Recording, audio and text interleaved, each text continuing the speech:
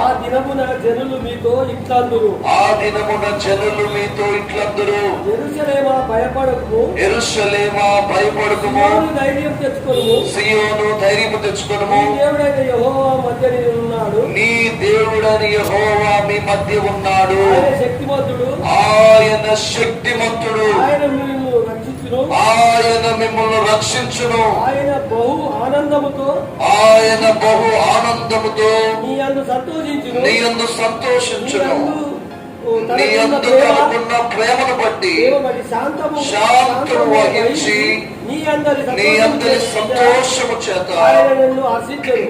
ఆయన హర్షించును. ప్రార్థన చేసుకున్నాం. ప్రేమగల మా తండ్రి, దయగల మా ప్రభువా, మీకు వందనాలు, స్తుతులు, స్తోత్రాలు చెల్లిస్తున్నాం. ఇంతవరకు తండ్రి పాటల ద్వారా, ఆరాధన ద్వారా మీ నామాన్ని మేము మహిమపరచాం ప్రభువా.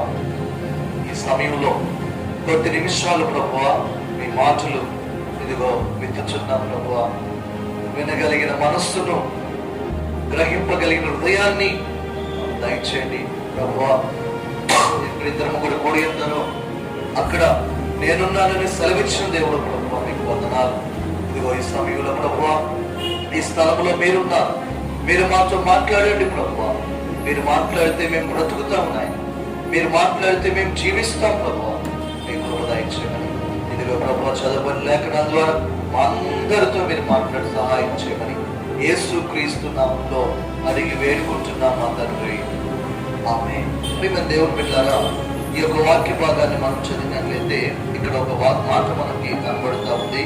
ఏంటంటే, ఆ దినమున జనులు మీతో ఇట్లందరూ, యెరూషలేమా భయపడకుము, సియోను ధైర్యము తెచ్చుకొనుము, నీ దేవుడైన యెహోవా మీ మధ్య ఉన్నాడు.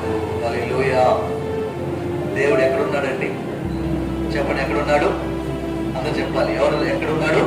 మీ మధ్యలో ఉన్నాడు. మీ మధ్యలో అంటే మన మధ్యలో ఆయన ఉన్నాడు. హల్లెలూయా. మన మధ్యలో ఆయన ఉన్నాడు.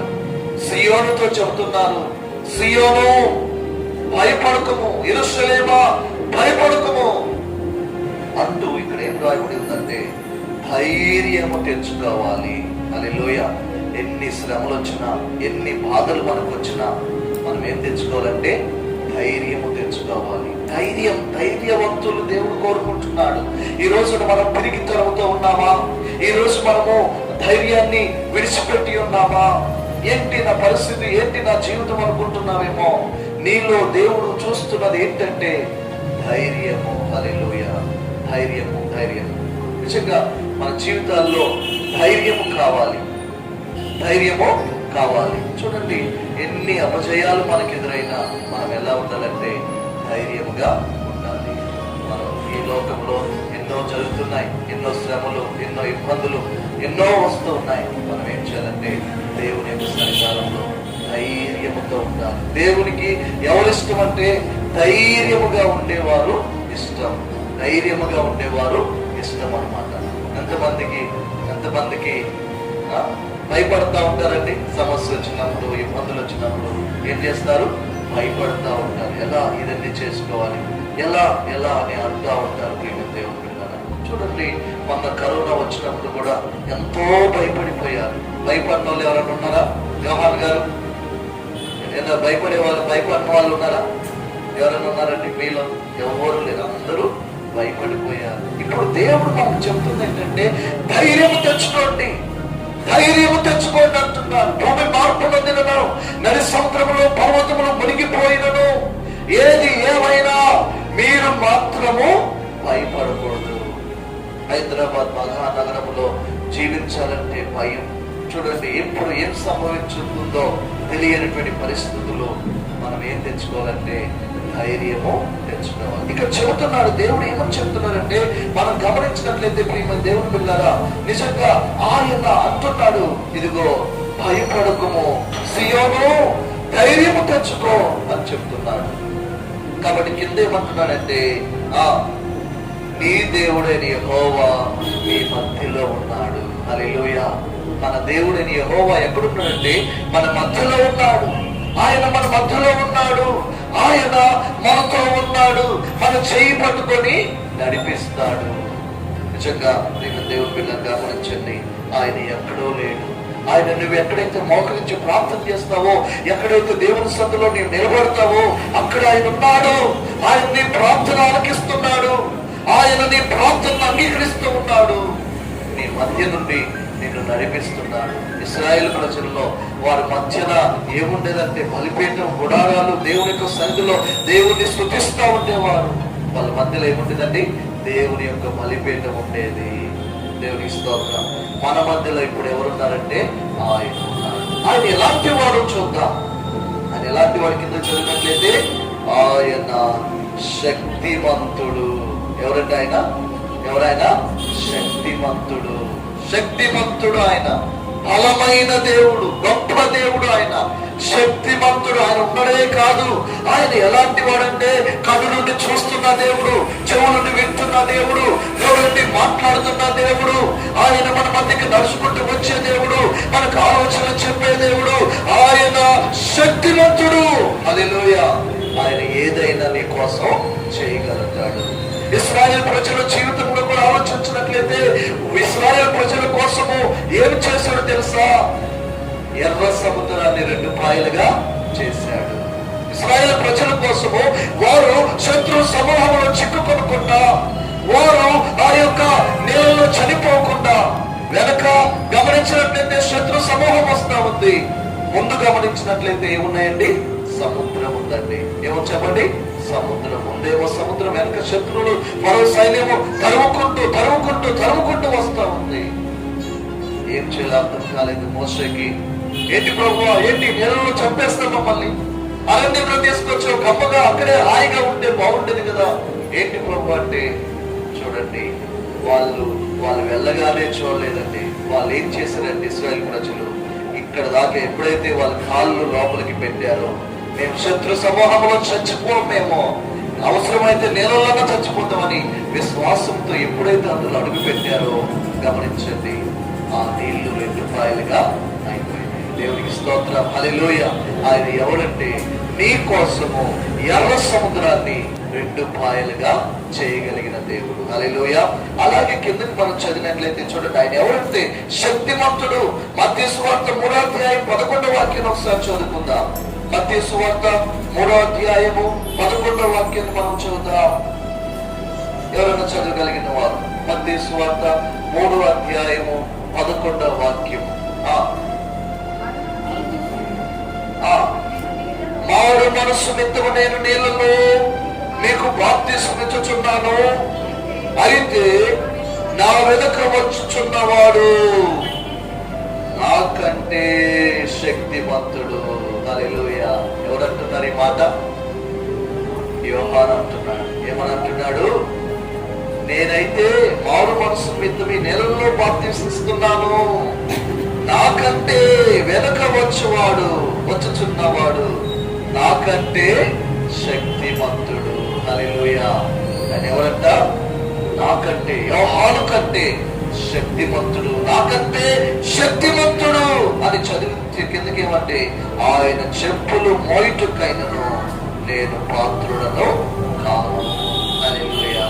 యోహాను ఆయన చెప్పులు పట్టుకోవడానికి కూడా పాత్రుడు కాడు అంటున్నాడు. అంటే యేసు ప్రభు గురించి ఏమని చెప్తున్నాడంటే, నాకంటే శక్తిమంతుడు. హల్లెలూయా. మనం ఆరాధించే దేవుడు ఎవరంటే శక్తిమంతుడు. మనం ఆరాధించే దేవుడు సజీవుడు. మనం ఆరాధించే దేవుడు మన మధ్యలో ఉన్నాడు. దేవునికి స్తోత్రం. చూడండి, క్లుప్తంగా నేను చెప్తున్నాను. అలాగనే మనం కిందకు మనం చదివినట్లయితే అక్కడ ఏమని రాయబడిందంటే, లూకా సువార్త 1వ అధ్యాయము 49వ వాక్యం చదువుదాం. లూకా సువార్త 1వ అధ్యాయము 49వ మాట ఏమని రాయబడిందంటే ఒకసారి మనం గమనించుకుందాం. సర్వశక్తిమంతుడు నాకు గొప్ప కార్యములు చేసెను. హల్లెలూయా. ఏం చేశాడంటే సర్వశక్తిమంతుడు గొప్ప కార్యాలు చేశాడు. గమనించండి, ఇక్కడ సర్వశక్తిమంతుడు ఏం చేస్తున్నాడంటే మీ జీవితంలో గొప్ప కార్యాలు ఆయన చేస్తాడు. ఆయన ఎవరు? సర్వశక్తిమంతుడు. ఇక్కడ ఎవరెవరు మాట్లాడుతున్నారు? ఎలిజబెత్ మరియ మాట్లాడుతున్నారు. ఇక్కడ సర్వశక్తుడు నా జీవితంలో గొప్ప కార్యము చేశాను. హల్లెలూయా. కనుక ఇది మొదలుకొని అన్ని తరముల వారు నన్ను ధన్యురాలందరూ, ఆయన నామము పరిశుద్ధము. హల్లెలూయా. చూడండి, మరి ఇక్కడ గమనించినట్లయితే ఈ యొక్క మరియా ఎలిజబెత్లు, మరి మరియా అంటుంది సర్వశక్తి కలిగిన దేవుడు నా ఎడల గొప్ప కార్యాలు చేసినాడు. నిజంగా ఒక్కొక్క విషయం మనం ఆలోచిస్తే దేవుడు మన జీవితంలో, ప్రతి ఒక్కరి జీవితంలో ఏదో ఒక మేలు చేశాడు. ఎవరి జీవితంలో చేశాడు మేలు? అందరి జీవితాల్లో చేశాడు. ఈ స్థితిలో ఉండమంటే కేవలం దేవుని యొక్క కృప. ఈ పరిస్థితుల్లో ఉండమంటే కేవలం దేవుని యొక్క కృప. ఆయన నీ కొరకు ఏం చేస్తాడంటే మనకు సాక్షుడము, సర్వశక్తిమంతుడు నాకు గొప్ప కార్యములు చేశాను. హల్లెలూయా. చెప్పుకుందాం, మనందరం అంతా చెప్పుకుందాం. సర్వశక్తిమంతుడు నాకు గొప్ప కార్యములు చేశాను. హల్లెలూయా. అందరూ ఏమంటారు? మనల్ని ధన్యులు అంటారు. అవునా? ఎంతమందికి ఆ మాట ఇష్టం? ధన్యులు అనాలని. చూడండి, మత్తయి సువార్త 5వ అధ్యాయం 1వ వాక్యంలో ఏమని రాయబడింది? మత్తయి సువార్త 5వ అధ్యాయం 1వ వాక్యంలో ఒకసారి ధన్యులు చూద్దాం. ఆత్మ విషయమై దీనులైన వారు ధన్యులు, పరలోక రాజ్యము వారిది. దుఃఖపడు వారు ధన్యులు, వారు ఓదార్చబడుదురు. సాత్వికులు ధన్యులు, వారు భూలోకమును స్వతంత్రించుకొందురు. నీతి కొరకు ఆకలి డబ్బులు గల వారు ధన్యులు, వారు తృప్తిపరచబడుదురు. కనికరము గల వారు ధన్యులు, వారు కనికరం పొందుదురు. హృదయ శుద్ధి గల వారు ధన్యులు, వారు దేవుని చూచెదరు. సమాధాన పరచు వారు ధన్యులు, వారు దేవుని కుమారులను పెడుదురు. నీతి నిమిత్తం హింసింపబడు వారు ధన్యులు, పరలోక రాజ్యము వారిది. నా నిమిత్తము జనులు మిమ్మల్ని నిందించి హింసించి మీ మీద చెడ్డ మాట్లాడారు, మీరు ధన్యులు. సంతోషించి ఆనందించుడి, పరలోకమందు మీ ఫలం అధికమగును. ఇలాగున వారు మీకు పూర్వమందింపబడిన ప్రవక్తలను హింసించిరి. దేవునికి స్తోత్రం. హల్లెలూయా. దేవుని యొక్క సన్నిధానంలో మనము ఎవరమంటే ధన్యులము. ఎందుకు ధన్యులము చెప్పండి? ఎందుకు? మనం నీతి కొరకు ఆత్మజంతులు గలవారము. దేవుడు మన జీవితంలో కార్యాలు చేస్తున్నాడు. దేవుడు మన జీవితంలో అద్భుతాలు చేస్తున్నాడు. నీ కొరకు ఆయన ఏదైనా చేయగలడు. హల్లెలూయా. చివరి మాట మనకి చదువుకుందాం. అదే అపోస్తుల కార్యములు 20వ అధ్యాయం 32వ వాక్యం చదవండి. అపోస్తుల కార్యములు 20వ అధ్యాయము 32వ వాక్యం చదువుకుందాం. అప్పుడు దేవునికి ఆయన కృపావాక్యము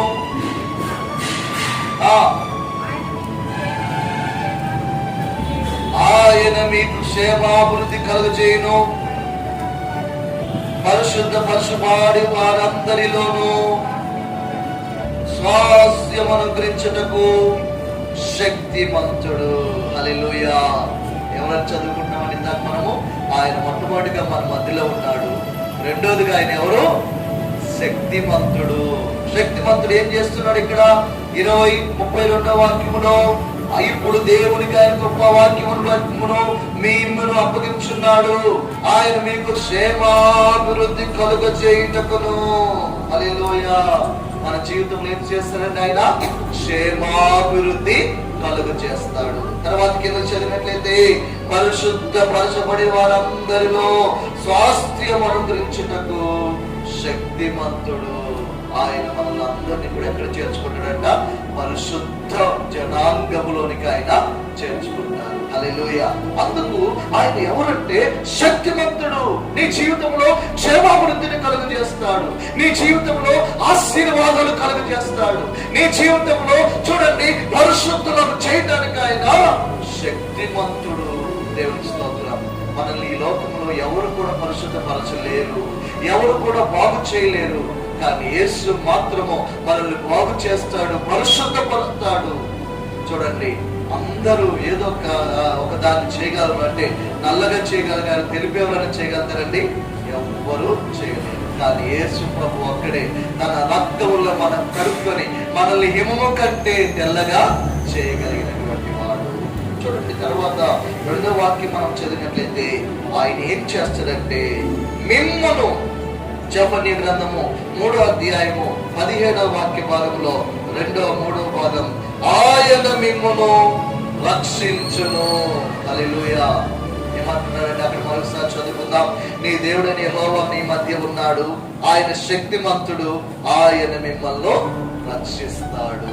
హల్లెలూయా. ఏం చేస్తాడయ్యా? వీరస్వామి గారు ఏం చేస్తాడు? రక్షిస్తాడు. ఏం చేస్తాడమ్మా? రక్షిస్తాడు. దేంట్లో నుంచి రక్షిస్తాడు? పాపములో నుండి రక్షిస్తాడు, అగ్నిలో నుండి రక్షిస్తాడు, సింహాల బోర్ల నుంచి రక్షిస్తాడు, అన్నిటిలో నుంచి ఆయన రక్షిస్తాడు.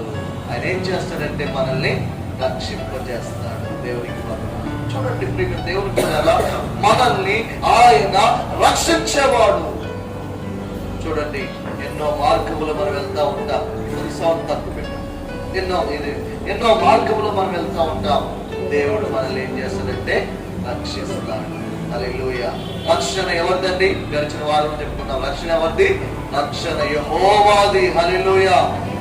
రక్షణ ఆనందం అంట లక్షలు ఇవ్వలేవంట. ఏంటంట? రక్షణ ఆనందం ఎన్ని లక్షలున్నా అలాంటి ఆనందమో లేదు. ప్రియమైన దేవుని బిడ్డలారా, కాబట్టి మన జీవితంలో మనం కోరుకోవాలి ఏంటంటే రక్షణ. మన కుటుంబానికి రక్షణ, మనకు రక్షణ, మన కుటుంబానికి, మన పిల్లలకి రక్షణ. చూడండి, మనల్ని ఏం చేస్తాడంటే ఆయన రక్షిస్తాడు. 3వ మాట మనం చదువుకున్నట్లయితే చూడండి, ఆయన మిమ్మల్ని రక్షించును, ఆయన బహు ఆనందముతో నీ యందు సంతోషిస్తాడు. హల్లెలూయా. నీ యందు దేవుడు ఏమై ఉండాలండి? ఏమై ఉండాలి? సంతోషించాలి. నీ యందు. హల్లెలూయా.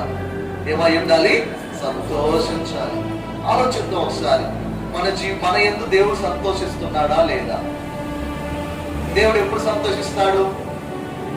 మన యందు బాగా కానుకలు బిర్రుగా దీంట్లో వేస్తే, కానుకలు డబ్బాలు వేస్తే సంతోషిస్తాడా? హాయిగా తెల్ల బట్టలు వేసుకొని దేవుని మందిరానికి వస్తే సంతోషిస్తాడా? ఎలా సంతోషిస్తాడు? చెప్పాలి. ఎలా సంతోషిస్తాడు? నీ యందు ప్రార్థన జీవితం, వాక్యం ద్వారా, ఇంకా అయ్యా బాబు చెప్పాలి. ఎలా ఆనందిస్తాడు నీ యందు? దేవా, అదేం లేదయ్యా, నీదే. హల్లెలూయా.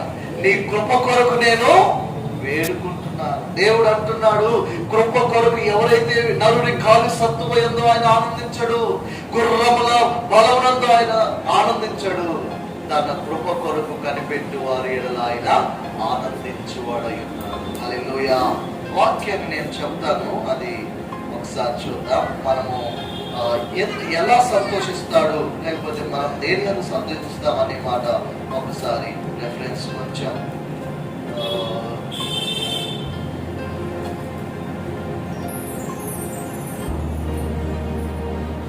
దేవుని యొక్క కృప కొరకు వేడుకునే వారి ఎడల ఆయన సంతోషిస్తాడు అని నేను లాస్ట్ లో ఒకవేళ దేవుడు చెప్పేది నాకు గుర్తు ఉంటే నేను మీకు మళ్ళీ చెప్తాను. కాబట్టి ప్రేమ దేవుని బిడ్డలారా, దేవుడు నీ యందు సంతోషించాలంటే ఆయన కృప కొరకు వేడుకోవాలి.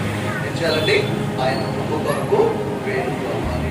చూడండి, 4వ విషయం మనం గమనించినట్లయితే చదవాలి ఎవరన్నా?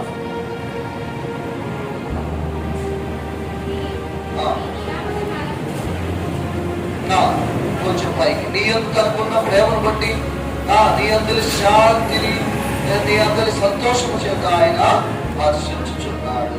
చూడండి, మధ్యలో బహు ఆనందంతో నేను నీ యందు కనుకున్న ప్రేమ. దేవుని ఎడల నీకు ఆయనకు ఒక ప్రేమ. నీ ఎడల ఆయన ప్రేమిస్తున్నాడు. ఆయన నీ కొరకు తన ప్రాణాన్ని ఖైదనంగా అర్పించాడు. నీ కొరకు తన రక్తమంతా ధారపోసాడు. దేవుడు ఏం చేస్తున్నాడంటే మమ్మల్ని అందరినీ కూడా ప్రేమిస్తున్నాడు. హల్లెలూయా. ఏం చేస్తున్నాడు? ప్రేమిస్తున్నాడు. 5 రోమీయులకు రాసిన పత్రిక 5వ అధ్యాయము 8వ వాక్యాన్ని చదువుకుందాం. రోమీయులకు రాసిన పత్రిక 5వ అధ్యాయము 8వ వాక్యాన్ని చదువుకుందాం. అయితే దేవుడు మన ఎడల తన ప్రేమను వెల్లడి పరుచుచున్నాడు. ఎట్లనగా మనమింకను పాపులమై ఉండగానే క్రీస్తు మన కొరకు చనిపోయెను. కాబట్టి ఆయన తన రక్తం వల్ల ఇప్పుడు నీతిమంతులుగా తీర్చబడి మరింత నిశ్చయముగా ఆయన ద్వారా ఉగ్రత నుంచి రక్షించబడదుము. హల్లెలూయా. చూడండి, దేవుడు మనల్ని ప్రేమిస్తున్నాడు. ఇక్కడ గమనించినట్లయితే చూడండి ఆ వాక్యాన్ని, 5వ అధ్యాయం 8వ వాక్యంలో, అయితే దేవుడు మన యెడల తన ప్రేమను వెల్లడిపరుచున్నాడు. ఎట్లనగా మనం ఇంకనూ పాపులమై ఉండగా దేవుని కృప. చూడండి, దేవుడు మనం ఇంకనూ పాపులమై ఉండగా అని క్రీస్తు మన కొరకు చనిపోయాడు. దేవుడు నిన్ను ప్రేమిస్తున్నాడు కాబట్టి ఆయన నీ కొరకు ప్రాణం పెట్టాడు. ఆయన నీ కొరకు తన రక్తానంతటిని కూడా ధారపోసాడు. నీ కొరకు 39 కొరడా దెబ్బలు తిన్నాడు. నీ కొరకు నీవు చేతులతో పాపం చేస్తున్నావు కాబట్టి నీ చేతులకు మేకులు పుచ్చబడ్డాయి. నీ ఆలోచనలన్నీ పాపము కాబట్టి చూడండి, ఆయన తలకు ముళ్ళ కిరీటం పెట్టబడింది. చూడండి, గమనించండి, నీవు వెళ్ళే మార్గం సరైనది కాదు కాబట్టి ఆయన కాళ్ళకు మేకులు పుచ్చబడ్డాయి. చూడండి, నీవు చేసే పనులు పాపమైనవి కాబట్టి ఆయన పక్కలో పల్లెపోటు గొడవబడింది. చూడండి, గమనించండి, ఆయన మోయలేని భారాన్ని మోసుకుంటూ వెళ్తున్నాడు. శిలువ భారాన్ని ఆయన మోసుకుంటూ వెళ్తున్నాడు. ఎవరి కోసం? చూడండి, గమనించండి ప్రియమైన దేవుని పిల్లలారా, నిన్ను ప్రేమిస్తున్నాడు కాబట్టి నీ కొరకు తన ప్రాణాన్ని అర్పించాడు. నిన్ను ప్రేమిస్తున్నాడు కాబట్టి నీ కొరకు ఆయన నీ దగ్గరే ఉంటున్నాడు. నీ కొరకు ఆయన ఆత్మస్వరూపిగా నీ దగ్గర ఉంటున్నాడు. ఆయన ఏదైనా చేయగలిగిన శక్తిమంతుడు. ఆయన నీ యందు ఆనందిస్తున్నాడు. ఆయన నిన్ను రక్షిస్తున్నాడు. ఆయన తన ప్రేమను నీ కొరకు చూపిస్తున్నాడు. ఇంకొక వాక్యం చూసుకొని మనం ముగిద్దాం. చూడండి ప్రియమైన దేవుని పిల్లలు, మరొక వాక్యాన్ని మనం గమనించినట్లయితే చూడండి, రోమిలికి రాసిన పత్రిక 5వ అధ్యాయం 35వ వాక్యం చదువుకుందాం. 35వ వాక్యం, క్రీస్తు ప్రేమ నుండి మనల్ని ఎడబాపు వాడెవడు? శ్రమ అయినను, బాధ అయినను, హింస అయినను, కరువైనను, వస్త్రహీనత అయినను, ఉపద్రవమైనను, ఖడ్గమైనను ఎడబాపున ఇందును గూర్చి రాయబడినదేమనగా, నిన్ను బట్టి దినమల్లా మేము వధించబడుచున్న వారము, మొదకు సిద్ధమైన గొర్రెలమని మేము ఎంచబడిన వారము. అయినను మనల్ని ప్రేమించిన వారి ద్వారా మనము వీటన్నిటిలో అత్యధిక విజయము పొందుచున్నాము. దేవుని ప్రేమలో నుంచి మనకు ఎడబాపు వారు ఎవ్వరు లేరు. హల్లెలూయా. క్రీస్తు ప్రేమ చూడండి, కరువైన, ఖడ్గమైన, మనల్ని ఎడబాపున, శ్రమ అయినా, బాధ అయినా, హింస అయినా, కరువైన, వస్త్రహీనతైన, ఉపద్రవమైన, ఖడ్గమైన ఎడబాపుతుందా? చూడండి, ఆయన ప్రేమ నుంచి మనల్ని ఎవ్వరు ఎడబాపులేరు. ఆయన ప్రేమ నుంచి ఎవ్వరు బయటకు మనం తీయలేరు. ఆయన నిన్ను ప్రేమిస్తున్నాడు. హల్లెలూయా. దేవుడు మనల్ని కూడా ప్రేమిస్తున్నాడు. ఆయన మనల్ని ప్రేమిస్తున్నాడు కాబట్టి చూడండి, ఒక్కసారి మనం మొదటి నుంచి మనం చూసుకుందాం. గమనించినట్లయితే అదే వాక్య భాగంలో మొట్టమొదటిగా దేవుడు మనల్ని ఏమంటున్నాడంటే ధైర్యము తెచ్చుకోమంటున్నాడు. ఏమంటున్నాడండి? అందరు చెప్పాలి, ఏమంటున్నారు? ధైర్యం తెచ్చుకోవాలి. ఏం తెచ్చుకోవాలయ్యా? ధైర్యం. ఎన్ని శ్రమలు వచ్చినా నేను నిలబడగలను. నీ కుడి ప్రక్కన 10,000 మంది పడినను ఆ భయము నీ వద్దకు రాదంటున్నాడు. కాబట్టి ధైర్యం తెచ్చుకోవాలి. ధైర్యం. మొట్టమొదటి మాట ఏంటండి? ధైర్యం తెచ్చుకోవాలి. ధైర్యం తెచ్చుకోవాలి. రెండో మాట ఏంటంటే ఆయన మన మధ్యలో ఉన్నాడు. ఎక్కడ ఉంటాడంటే ఆయన ఎక్కడో గుడిలో లేడు, ఎక్కడో పెద్ద మందిరాల్లో లేడు, ఎక్కడో తండాలుగా వెళ్తున్న స్థలాల్లో లేడు. ఆయన నీవు ఎక్కడైతే మోకరిస్తావో, ఏ స్థలంలో అయితే ఆయన కొరకు వేడుకుంటావు, అక్కడ ఆయన ఉన్నాడు. హల్లెలూయా. ఆయన ఈ స్థలంలో ఉన్నాడు, నీ మధ్యలో ఉన్నాడు, నీ గృహంలో ఉన్నాడు, నీ జీవితంలో ఉన్నాడు, నీ హృదయంలో ఆయన ఉన్నాడు. ఆయన ఏం చేస్తాడు? మూడోదిగా శక్తివంతుడు. ఏం చేస్తాడు? ఆయన నీ కొరకు ఏ గొప్ప కార్యాలైనా ఆయన చేయగలడు. హల్లెలూయా. చేయగలడు. ఆయన అడగాలంతే, ఆయన దగ్గరికి వెళ్ళాలి, ఆయన దగ్గర చేయగలడు. చూడండి, నాలుగోదిగా మనం గమనించినట్లయితే ఆయన ఏం చేస్తాడండి? రక్షిస్తాడు. నేను మళ్ళీ అడుగుతా, అంతా చెప్పాలి. ఏం చేస్తాడు ఆయన? రక్షిస్తాడు. హల్లెలూయా. ఏం చేస్తాడు చెప్పాలి అందరూ. ఏం చేస్తాడు? రక్షిస్తాడు. నాలుగవదిగా బహు ఆనందముతో నీ యందు సంతోషిస్తాడు. దేవుని యందు ఆనంద. అబ్బా నా బిడ్డ ఎంత ప్రార్థన చేస్తాడు. అబ్బో నా కుమారుడు నా కృప కొరకు వేడుకుంటున్నాడు. ఇదిగో ప్రతిరోజు దేవుడి సన్నిధిలో నా మాటలు చదువుతున్నారు, నా దగ్గర మోకరించి ప్రార్థన చేస్తున్నారు అని చెప్పి దేవుడిని యందు ఆనందించాలి. చివరి విషయం ఏంటంటే నీ యందు ఆయన ప్రేమను కనపరుస్తున్నాడు. నీ యందు ప్రేమ కలిగి ఉన్నాడు.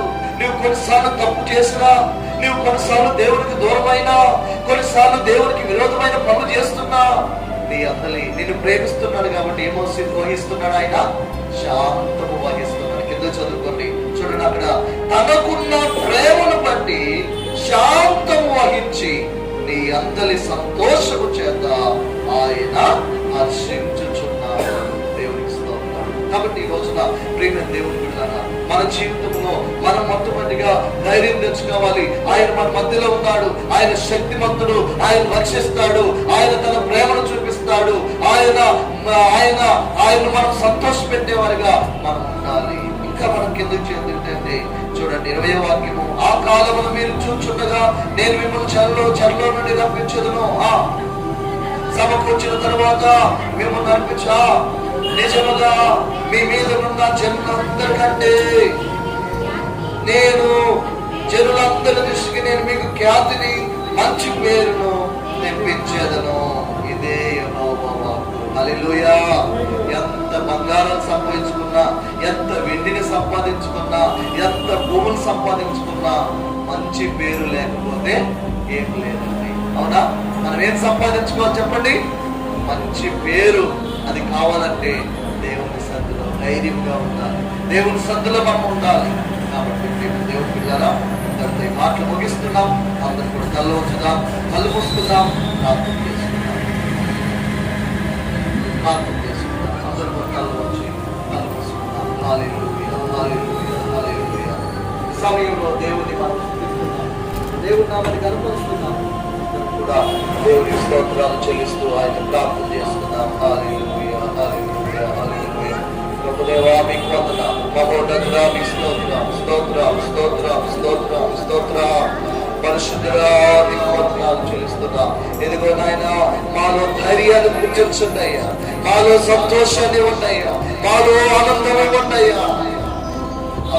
అందరూ కూడా కళ్ళు మూసుకొని దేవునికి స్తోత్రాలు చెల్లిద్దాం. హల్లెలూయా. అయ్యా మా మధ్యలో మీరున్నారు ప్రభు. అయ్యా మా మధ్యలో మీరున్నారు ప్రభు. అయ్యా మీరు మా మధ్యలో ఉన్నారు నాయన, మీకు స్తోత్రాలు చెల్లిస్తున్నాం. హల్లెలూయా, హల్లెలూయా. ఆయన నీ కొరకు ఏదైనా చేయగలుగుతాడు. ప్రేమ సహోదరి సహోదరుడా, నీ కొరకు ఆయన ఏదైనా చేయగలుగుతాడు. ఆయన నిన్ను ప్రేమిస్తున్నాడు. ఆయన నీ కొరకు రక్తాన్ని పెట్టాడు. ఆయన నీ కొరకు తన ప్రాణాన్ని క్రయధనంగా అర్పించాడు. కాబట్టి దేవుని సన్నిధిలో నివసిస్తున్న ప్రియ జనాంగమా, పిరికి వారు ఆయనకి ఇష్టం లేదు. పిరికి వారు ఆయనకి ఆయన తోసివేస్తాడు. ధైర్యవంతులు ఆయనకు కావాలి.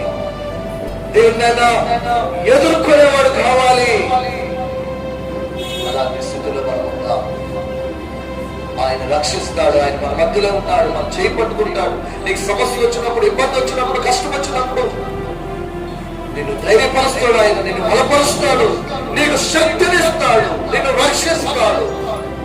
నీ జీవితంలో ఆయన బట్టి నేను సంతోషించాలి, ఆయన బట్టి ఆనందించాలి.